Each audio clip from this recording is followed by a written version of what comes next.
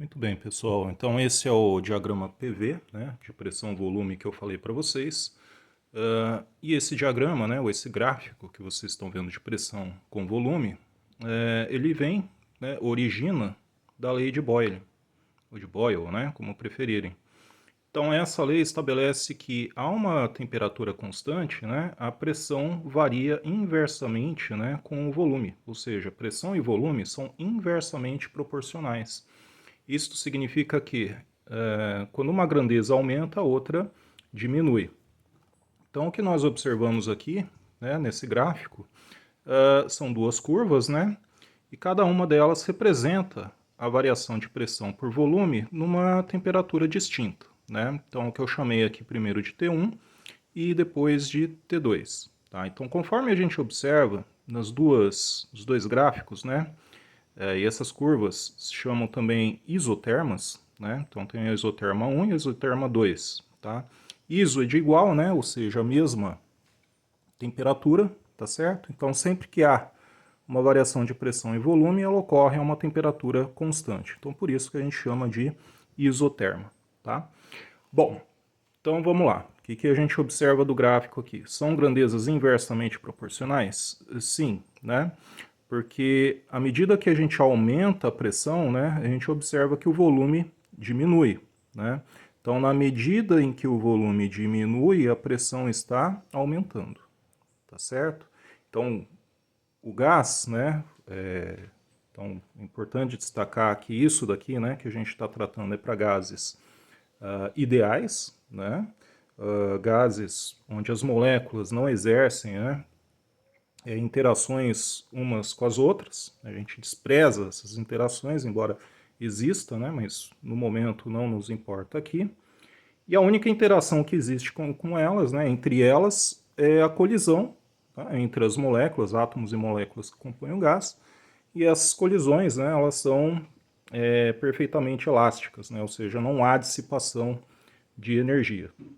Bom, então voltando para o nosso diagrama, né, tipo, acabou de falar aqui que são grandezas inversamente proporcionais, né, também conhecida como a lei de Boyle. Tá? Então essa é a representação gráfica dessa lei aqui. Tá?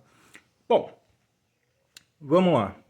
A primeira pergunta é, como que eu sei, né, como que a gente pode saber qual que é maior, T1 ou T2? Porque às vezes você vê lá um diagrama, né, em que você tem várias curvas, né? Não só duas, mas você pode ter três, quatro, né?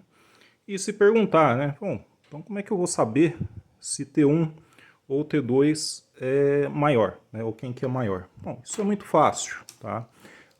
Vamos pegar um ponto qualquer aqui de pressão, tá? Vamos pegar aqui um ponto de pressão que eu vou chamar de P1, tá?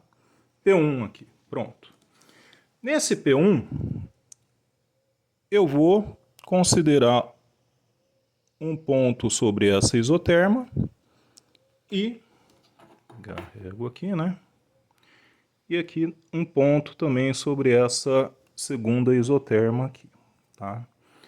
Então esses dois pontos aqui, ó, conforme vocês estão vendo, tem o mesmo valor de pressão. Bom, um ponto em todo gráfico, né, tem duas coordenadas. Então a gente pode projetar aqui um volume para esse ponto, que eu vou chamar de V1. E aqui vou projetar sobre o eixo do volume o V2, tá? Que eu vou chamar de volume V2. Muito bem.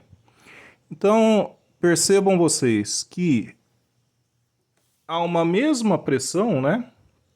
Há uma mesma pressão aqui sobre as duas curvas, né? Eu tenho volumes distintos. Então aqui já dá para a gente ter uma noção, né? De quem que é maior, T1 ou T2. Porque olha só, agora eu sei que para uma mesma pressão há variação de volume, tá certo? E quem que é maior aqui, V1 ou V2? O V2 é maior do que V1, né? Então, se eu considerar uma mesma pressão, né, uma mesma pressão para as duas isotermas, né, eu observo que a isoterma 2 apresenta um volume maior. O gás se expande mais em relação, né, à isoterma 1. Bom, a gente sabe também que há uma pressão constante, né? O volume varia com a temperatura, não é isso? Então a gente tem uma outra lei chamada lei de Charles, né? Lei de Gay-Lussac, perdão.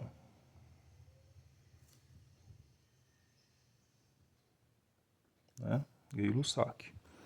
Então, quando a pressão é constante,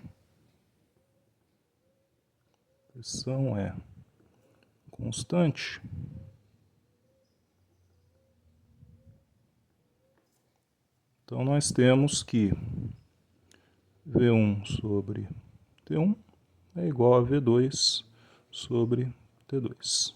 Tá certo? Então, se há um aumento de temperatura, há um aumento de volume. Se há uma diminuição de temperatura, há uma diminuição de volume.